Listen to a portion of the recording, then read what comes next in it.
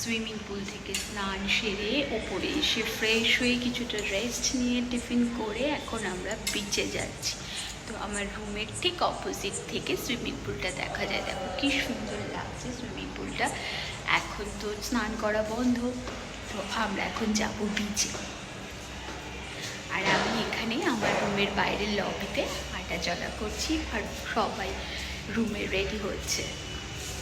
বিচের রাস্তায় যেতে যেতে কি সুন্দর দোকানগুলো পড়ছে,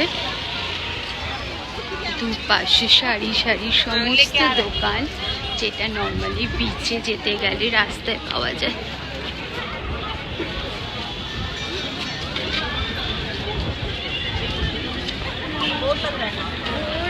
কি সুন্দর এখানে পার্লের দোকান। ওয়াও,